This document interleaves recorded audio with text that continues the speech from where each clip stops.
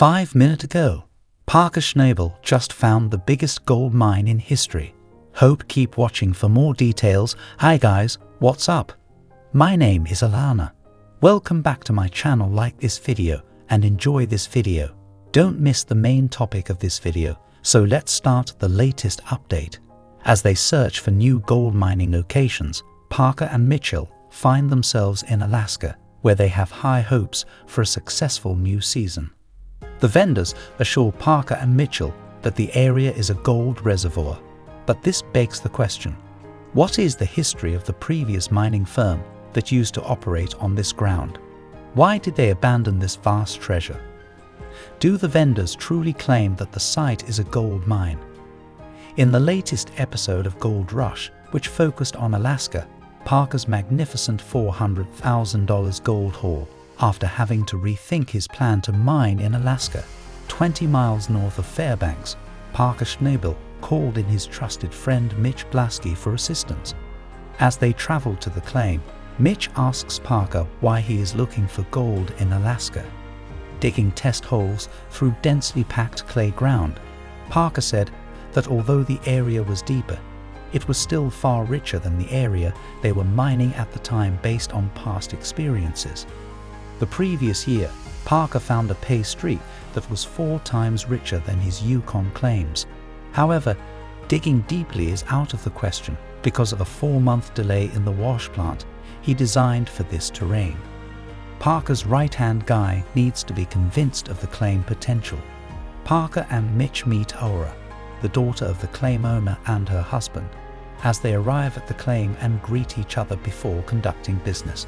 Parker says Laura, the daughter of claim owner John Reeves, and her husband Drew think they might be able to salvage their season on this historic pitch. But Mitch is a tough sell. They need to convince him that owning a business in Alaska is a feasible alternative. She offers to show them the locations where she has previously found success and that there is a lot of gold to be found there. Burr radiates positivity and seems to have something that could convince Mitch. Parker was thrilled as they went on, and as they got deeper into the field, the group began looking into the claim. Then Mitch wondered what it might be, since he noticed an old dredge. He thought it looked like an old dredging bucket, like a piece of punch plate from the earthquake. He also said that it looked like an old tremor screen. Parker agrees, but feels that it's not enough. Mitch continued, saying that this is much tighter than what they have at Big Red, where they're running an inch-bottom deck. He thought that the more knowledge they could obtain about the practices and activities of the former miners there, the more advantageous it would be for them. Based on her observations in the field, Aura draws the conclusion that any more gold than could have been collected would have been left behind by the previous miner and would have been following Alora's advice and following Mitch's. They delved further into the claim to investigate a region that had been mined in the early 1900s. Parker follows some soil farther into the claim in an attempt to find evidence of gold, but he is unsuccessful in his analysis as well. Mitch said there would be drift tailings everywhere. Aura agreed and explained that they had drilled several holes and that drift tailings covered the whole region. Although it doesn't follow that if they don't find gold in the first pan, they won't find it in another. Mitch, Parker's right-hand man, felt obligated to explain that they were accustomed to not finding gold because they had seen it happen multiple times. Thor agrees sarcastically that it is difficult to find gold. Even nevertheless, Mitch is attempting to decipher the activities of earlier explorers at the dredge site and has deduced that everything was carried up by shafts. In response, Laura tells him everything she knows before the dredges arrived.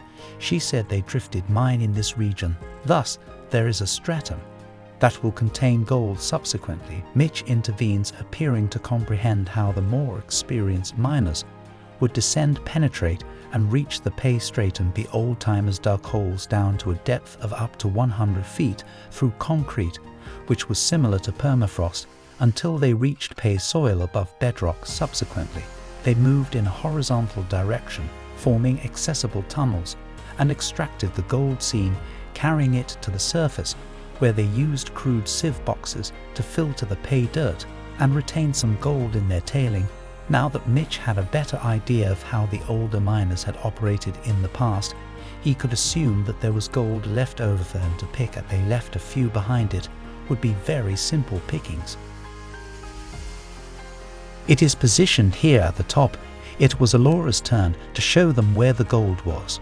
She pointed to a mound of earth with a birch tree perched on it, saying that often when tailings are present, birch trees with roots, gravel, and possibly gold grow out of them should Alora's studies prove accurate. Parker joined the chat room, still tailing a pan for gold. He said that the drift just passed through some upper primitive soul boxes and would have been placed there as long as a century ago. Parker needed to finish the task, so he called Alora. After marching a few meters towards the pile, Parker and his right-hand man may find that their dreams of possibly moving the operation to Alaska come true very quickly. Alora leads the way, and when they reach a good spot, she hands Mitch the shovel and asks him to try it. After filling the pan with dirt, Mitch hands it back to Aura. It was time to open it and discover what was inside. If gold has been left behind in the tailings by the old-timers, this could be a game changer. Parker can mine it quickly and easily once his wash plant arrives. After a few pannings, they finally had something to celebrate. Parker admitted that he had never had much luck panning, based on his response, and that he regretted that this was the reason he would get so frustrated, because he would always pan idiots everywhere. However, Alora remained hopeful that he would want to look at the pan she was holding, hoping that this would make Parker feel better. Parker left her gold traces in the pan after cleaning the dirt out of it and saw the gold dust jutting out on the side. Thinking that this was the best pan she had ever made, she couldn't help but comment Aura found it ridiculous that there was a large piece of gold there. The old-timers had not only left them with excellent gold, but they had also left behind significant losses that Parker and his team could immediately mine using any wash plant. Parker expressed his excitement by glaring at the pan in Alora's hands. The squad hit the jackpot, and several of them were still in shock. Given the immense potential for financial gain posed by this discovery, Parker and his colleagues seemed eager to take advantage of this opportunity. After abruptly re-examining their goal in Alaska and giving encouraging signs that they would be moving activities there, Parker shouted to Mitch that they were on board and that this was the start of an expedition there. He continued to praise the pan, mentioning how fantastic it was and how much gold it contained. Parker also said that since they would need to relocate everything if they were going to mine there, it only made sense to smash it through a plant. After all, Mitch said he was satisfied with the procedure and that he was finally convinced it would be successful. He also said he was confident they could have a fantastic season there and that they wouldn't need to strip if they can make it work. Island native during Mitch and Parker's absence, Tyler Lee's main objective was to ensure that everything was proceeding according to plan and to give them confidence that they could rely on him to handle everything worry-free. During the week that they were gone, they kept Big Red under Tyler's supervision at the airfield and completed the Yukon operation, which involved moving a lot of heavy gravel. When Tyler and Mitch returned, a crew member there warmly welcomed them, and they spoke business before beginning discussions about their trip to Alaska. Tyson asked how things were going. After that, Mitch goes into great detail on the results of their study into the Alaskan claim. To demonstrate his familiarity with the region, he tells them that the claim has some drift tailings from the turn of the 20th century. The crewman stops him, saying, "There's a good amount of tailing there."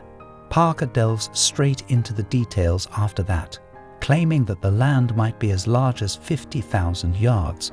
Parker responded that there is no stripping, stating that his statement was accurate. He notes how crucial it is that they show Don how committed they are to mining in Alaska to shift some earth, earn some cash, and give him his royalties, failing which they risk being ejected from the area.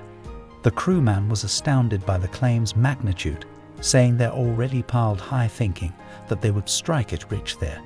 Before Tyler and the crew realized that reality, they still had a mission to finish at Indian Island. The crewman brings that up right away, stating that while Parker and Mitch were gone, they already had some dirt. He discussed how the airstrip worked well and how they were able to extract some gold. Tyler was prepared to weigh the gold they had been hunting for the past week. Tyler counts as they weigh, and the man begins to pour the ground gold fillets into a pan. This was Tyler's chance to show off what they had been working on while Parker was away. Parker projects that Large Red will deliver roughly 160 this week at the airfield, producing about 1.80 each hour. Large Red ran for 90 hours. Tyson Lee counts up to 224.50 ounces of gold that week, far more than Parker had expected from them for the week, leaving Mitch and Parker rather impressed.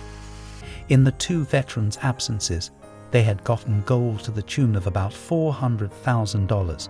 Mitch complimented the crew for a job well done and expressed his comments in a clear and concise manner. As Mitch and the others begin to leave the cabin, Parker contributes, calculating the rate of their discoveries to be roughly 2.5 ounces per hour, much more than he had anticipated from the team. He felt inspired even without them, and he was relieved that everything was still running smoothly. But as Mitch and Parker leave the airstrip, knowing that Mitch and Parker could leave the airstrip with ease and that everything would continue to go according to plan, made Tyler very happy. They continued to work, uncovering gold and moving soil, with many more discoveries to come. Parker Schnabel's profession in gold mining demonstrates how, since he took over the day-to-day operations of the family mining company, Big Nugget, at the age of 16, Parker Schnabel has amassed a sizable fortune. Parker is extremely wealthy, but unlike many others his age, he does not lead a flamboyant lifestyle. Instead, he spends most of his days with the cast and friends of Gold Rush. Despite the fact that the company has proven to be extremely profitable, royalties in gold require these corporations to pay royalties to the government or any other entity. Parker started his career by raising capital and making investments to launch his business. During the first season of the television program Gold Rush, he discovered an astounding 960 grams of gold in the Klondike. He has never abandoned his business since, depending on the amount of minerals taken out of a mine and the money made from selling those minerals to municipal, state, or federal governments impose royalties. A royalty can be calculated either grossly or netly. A gross royalty is based on the total value of the minerals produced at a mine and does not allow for cost savings associated with the expenses incurred by a company in creating a marketable product. A net royalty offers a more favorable return on investment because developing a marketable commodity requires a significant upfront investment after spending hundreds of millions, if not billions, of dollars to locate, extract, process, purify, and market the mineral products. Therefore, a mining corporation shouldn't be required to pay a royalty on the value added to the raw materials. In addition, mining companies in Alaska pay a 3% net profit royalty relating to their operations. Large mining corporations still make significant contributions to their communities, paying property taxes to the Fairbanks and Juneau bus system, in addition to paying taxes in the Northwest Arctic Borough. For further videos, feel free to comment with your thoughts on this project. I'll see you soon. Don't forget to like and subscribe to the channel. Thanks for watching my video.